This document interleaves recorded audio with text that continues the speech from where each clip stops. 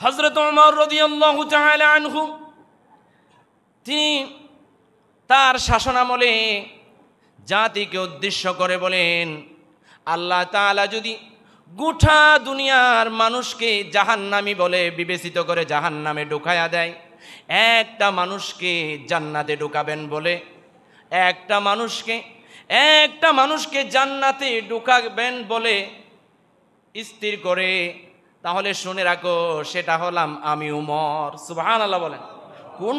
কোন মাপের সাহাবা দেখেন আমার বন্ধুগণ।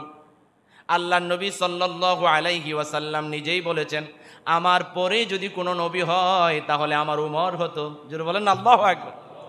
তিনি বললেন, কাল কিয়ামতের কঠিন ময়দানে যখন গোটা কিয়ামতের ময়দানের সব মানুষকে আল্লাহ ধরেন, জাতির উদ্দেশ্যে হযরত ওমর রাদিয়াল্লাহু তাআলা আনহু বক্তব্য দিচ্ছেন, কিয়ামতের ময়দানের সব মানুষকে যদি আল্লাহ জান্নাতি বানায়া দেয়, আর কোনো মানুষ একটা মানুষকে নির্বাচিত করবে নির্দিষ্টভাবে, ওই একটা মানুষকে আল্লাহ বিচারের কাঠ গড়ায় দাঁড়ায় হিসাব নেবে।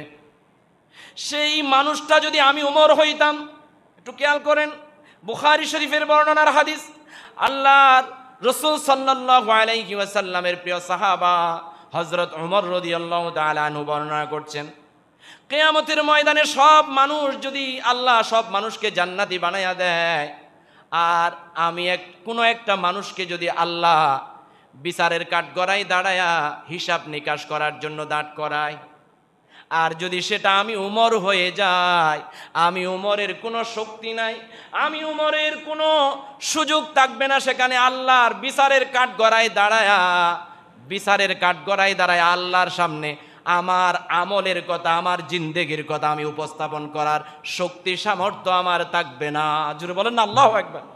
একটু খেয়াল করে দেখেন যে উমরের ব্যাপারে আল্লাহর নবী বলছেন, আল্লাহর নবী সাল্লাল্লাহু আলাইহি ওয়াসাল্লামের পরে যদি কোনো নবী হতেন তাহলে উমর হইতেন।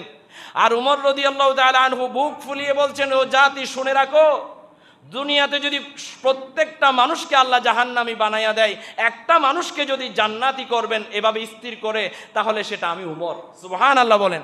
সেই জায়গায় উমর রাদিয়াল্লাহু তাআলা আনহু বলছেন, কিয়ামতের মাঠে যদি আল্লাহ কোনো একজন মানুষকে বাছাই করে নির্বাচিত করে তাকে হিসাব দিতে হবে, ওই হিসাবের কাঠগড়ায় যদি আমি উমরও হই, আমি বিচার দেওয়ার ক্ষমতা রাখি না।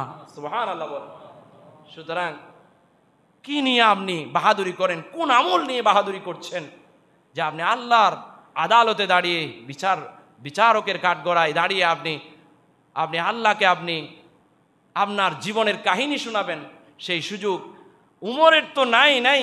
আল্লাহর নবী সাল্লাল্লাহু আলাইহি ওয়াসাল্লাম বলেন, আমি আল্লাহর রাসূল সাল্লাল্লাহু আলাইহি ওয়াসাল্লামকেও যদি আল্লাহর সামনে, আল্লাহ যখন হবে বিচারক, আর বিচারকের সামনে কাঠগড়ায় দাঁড়িয়ে আমি আল্লাহর নবীকেও যদি আল্লাহ প্রশ্ন করে, সেখানে প্রশ্নের উত্তর দেওয়ার ক্ষমতা আমি রাখি না। জোরে বলেন না সুবহানাল্লাহ।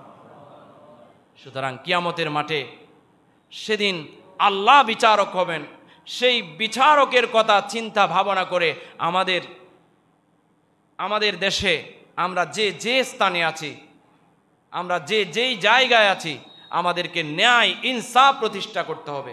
ব্যক্তিগত জীবন, পারিবারিক জীবন, সামাজিক জীবন, ব্যবসায়িক জীবন, সর্বক্ষেত্রে আপনি যেখানে আছেন, আপনারা যার স্থানে অবস্থান থেকে ইনসাফ প্রতিষ্ঠা করতে হবে। পারবেন তো ইনশাআল্লাহ? আল্লাহ তৌফিক দান করুন বলি আমিন।